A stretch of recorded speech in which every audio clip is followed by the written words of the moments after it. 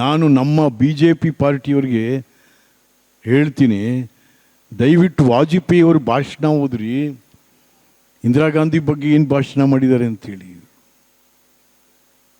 ವಾಜಪೇಯಿಯವರು ನೆಹರು ಬಗ್ಗೆ ನೆಹರು ಸತ್ತಾಗ ವಾಜಪೇಯಿಯವರು ಸತ್ತಲ್ಲ, ಇವರು ಇಂದಿರಾ ಗಾಂಧಿಯವರು ಸತ್ತಾಗ ವಾಜಪೇಯಿಯವರು ಎಂಥ ಸಾಹಿತ್ಯ ಹೃದಯದ ಕವಿ ಹೃದಯದ ಅವರು ಎಷ್ಟು ಮಟ್ಟಿಗೆ ಭಾಷಣ ಮಾಡಿದ್ದಾರೆ. ಅವರು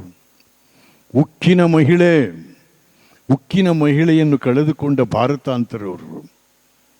ಏನಪ್ಪ ನೀವು ಯಾರು ಏನೇನೋ ಬಾಯಿಗೆ ಬಂದಂಗೆ ಮಾತಾಡ್ತೀರಿ? ಚೇಚೆ, ಹಾಗಾದ್ರೆ ನಿನ್ನೆಗಳಿಲ್ವೇ ಇಲ್ವಾ?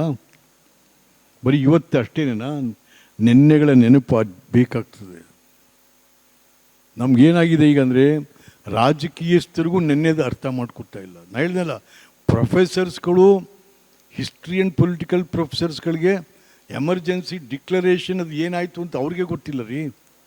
ನಾನು ಈ ಪುಸ್ತಕ ಬರೆಯುವಾಗ ಜನ ಇಂಟರ್ವ್ಯೂ ಮಾಡಲಿಕ್ಕೆ ಅಂತ ಹೋದ, ವಾಟ್ ಈಸ್ ಎಮರ್ಜೆನ್ಸಿ ಅಂತ ನಾವು ಚೇಚೆ, ಇಟ್ಸ್ ರಿಡಿಕ್ಯುಲಸ್. ಒಂದು ವಿಶ್ವವಿದ್ಯಾನಿಲಯದ ಪ್ರಾಧ್ಯಾಪಕರು, professors, head of the departments, no. ಆಮೇಲೆ ನಾನು ಕೂತ್ಕೊಂಡು ಏನೇನೋ ಅದು ಇದು ಸ್ಟಡಿ ಮಾಡಿ ಇದು ಬರೆದಿರೋ ಅಂಥದ್ದು ಇದರಲ್ಲೆಲ್ಲ ಇದೆ. ಬೇಕಾದ್ರೆ ಇನ್ನೂ ಹೆಚ್ಚಿಗೆ ಪ್ರಿಂಟ್ ಹಾಕ್ಸ್ ಕೊಡ್ತೀನಿ ಎಲ್ಲರಿಗೂ ಒಂದೊಂದು. ಆಪಸ್ಥಿತಿ ಆಲಾಪಗಳು. This the only book in India emergency ಪರವಾಗಿರುವಂಥದ್ದು ಇದೊಂದೇ ಪುಸ್ತಕ ಇಡೀ ಇಂಡಿಯಾದಲ್ಲಿ. ಇನ್ನೆಲ್ಲ ವಿರೋಧವಾಗಿ ಬರೆದಿರೋವೆ ಎಲ್ಲ ಹುಚ್ಚುಚ್ಚಾಗಿ ಬರೆದಿದ್ದಾರೆ. ಏನು ಅನ್ಕತ್ತೆ, ಇಂಗ್ಲೀಷ್ನಲ್ಲಿ, ಹಿಂದಿನಲ್ಲಿ. ಹಾಗಾಗಿ ಇದು ದಯಮಾಡಿ ಎಮರ್ಜೆನ್ಸಿಯನ್ನು ಕರಾಳ ಅನ್ನೋ ಪದ ಯಾರೂ ಉಪಯೋಗಿಸ್ಬಾರ್ದು. ಕರುಣಾಳು ಅಧ್ಯಾಯ, ದೇವರಾಜರು ಎಂಥ ಪುಣ್ಯಾತ್ಮರಿ, ಅಯ್ಯೋ ಅಯ್ಯೋ ಅಂಥ ಲೀಡ್ರ್ ಮತ್ತೆ ಬರಲಿಲ್ಲ. ಇತ್ತು ಅನ್ನಭಾಗ್ಯ ಅದಕ್ಕೆ ಯಾರಪ್ಪ ನಿನ್ಕರಿ 21 ಲಕ್ಷ ಯಾಕೆ ಜಮೀನು ಕೊಟ್ಟವನ್ನೇ ಮರ್ತು ಬಿಡ್ತಿದ್ದಾರೆ ಜನ.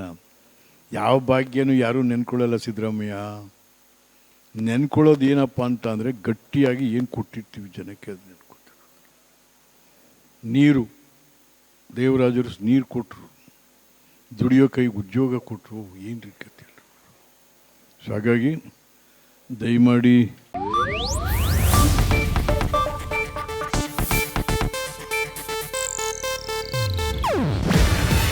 ಇದು ಏಷ್ಯಾನೆಟ್ ನ್ಯೂಸ್ ನೆಟ್ವರ್ಕ್ ಪ್ರಸ್ತುತಿ.